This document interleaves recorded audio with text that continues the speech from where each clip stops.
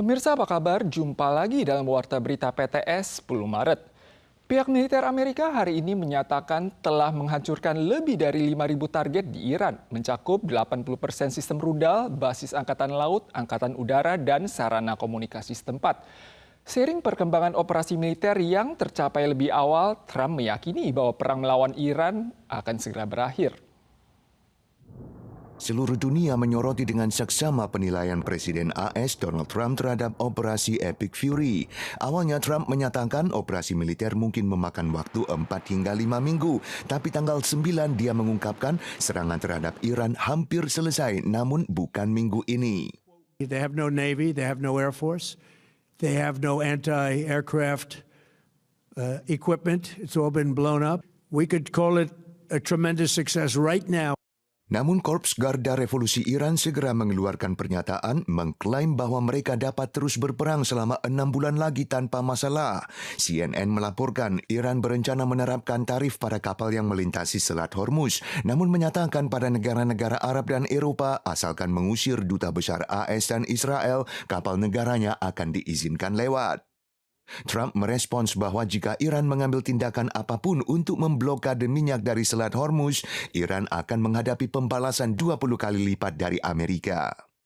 But when the time comes, the U.S. Navy and its partners will escort tankers through the strait if needed.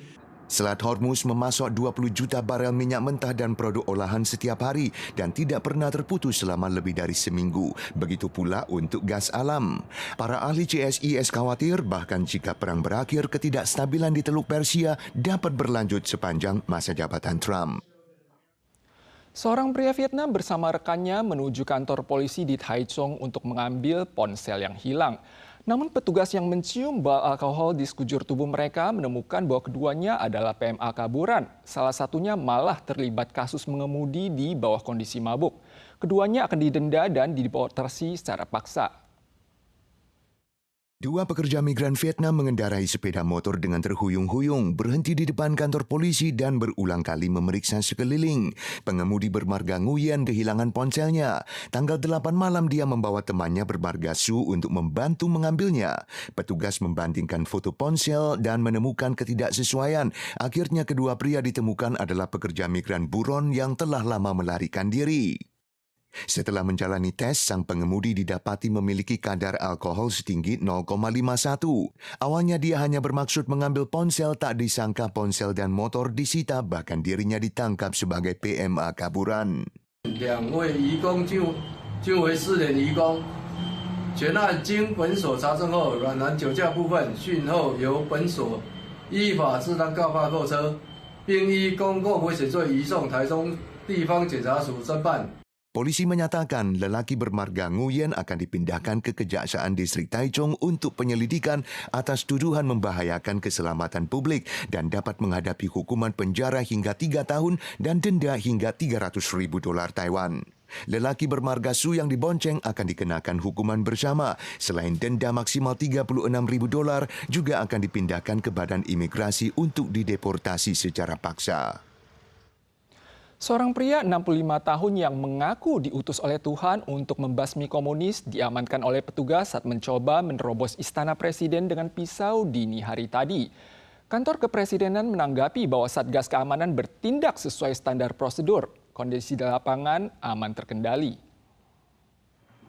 Sekitar pukul 2 dini hari Senin, seorang pria berusia 65 tahun naik taksi dari Kilong ke plaza di depan Istana Presiden, menendang pagar pembatas, menerobos masuk sambil mengacungkan pisau buah.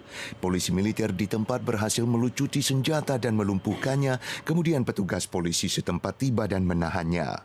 Mengaku bahwa Tuhan mengutusnya untuk membunuh komunis, tersangka akan didakwa dengan tuduhan mengancam keselamatan publik.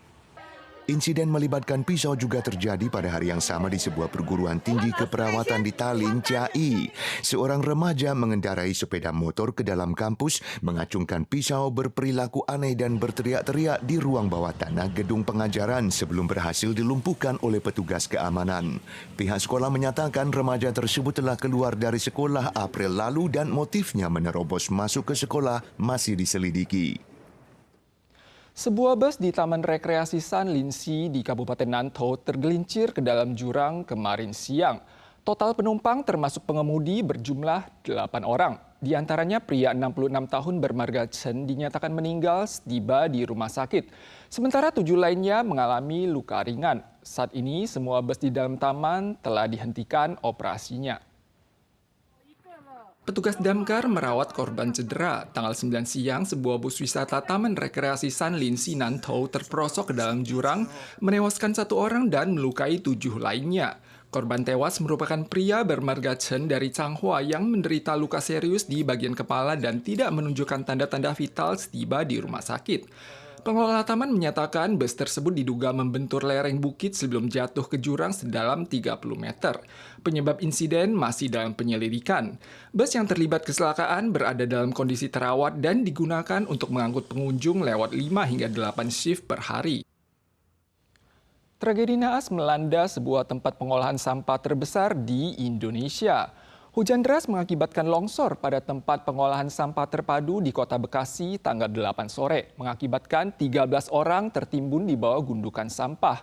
Petugas berhasil menyelamatkan 6 orang, sementara 7 lainnya ditemukan dalam kondisi tak bernyawa.